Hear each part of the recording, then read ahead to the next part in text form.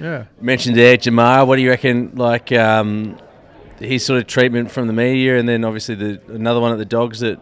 I've got a theory here, and I was thinking about this the other day. So, like, if you take like a regular job, like you've got, Josh, yeah, and you take mental health leave, yeah. you take it for how long? You get like a couple of months paid mental health leave. I'm pretty sure. I don't know, I've never. I'm pretty sure like there's like if you actually have like genuine like maternity leave or something. Yeah, so there's like 3 months paid, or something like that, and then after that, it's like half pay or no pay. Oh, really? So you can actually take your mental health leave, yes, if you've got obviously an issue or whatever it is, and you get paid leave, and then after that sort of period's up, like it's either a decision you got to come back to work or you're not, yeah, sort of thing, and then it's unpaid.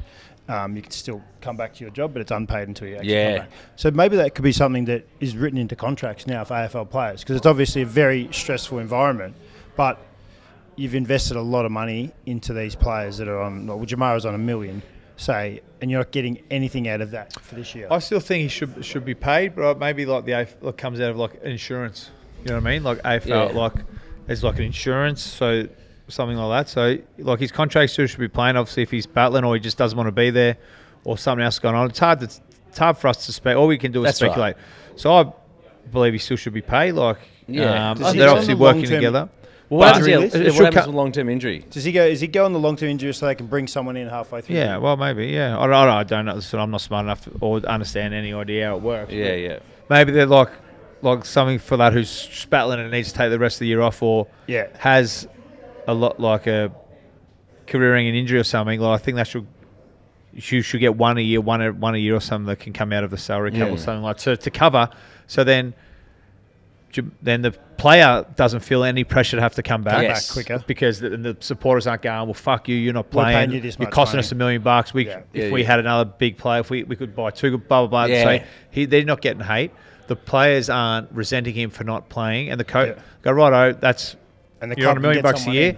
You just go do what you need to do. See at the end of the year, you'll be right. Take the year off, blah, blah, blah. And then no pressure on him. He can go be with his mates and make himself feel comfortable again. And then the club have got in the mid-season. That's when you can bring in a mid-season draft. Yeah. All right, we've got $1 million. I don't know. Is there a key forward out there that's not playing in one of the good sides, or there's a key back, or there's a ruckman who's playing in the twos, can't get a game? Let's bring him in. Yeah. For the back half of the year for $300,000 or whatever it is, and help win a flag. I don't know. Yeah, I like it. I think they're on. It needs to be something like that. Yeah, it's a bit grey. It's very grey. And to take the pressure off the player and the club, I reckon they need to make it like he has to pass a certain series of tests to get back into the side, like so that they'd be like, well, when's he coming back? Well, it's like, well, he's got to pass the. Well, no, what happens if they use that money for someone else? Well, then he can't for the rest of the year or something like that. Yes, I mean? For sure. And if he comes back, then they got to do whatever it is. But as long as he's going okay, as long as he's happy, like he's got a good player. So I can't. I would love to see him get back.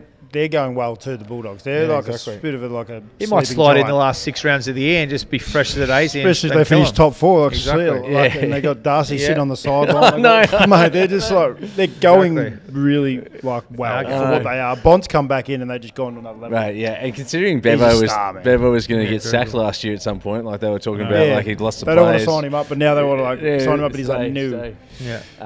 They're going really well. They're a big danger for premiership. From not being in the mix to now, I reckon they're right up there.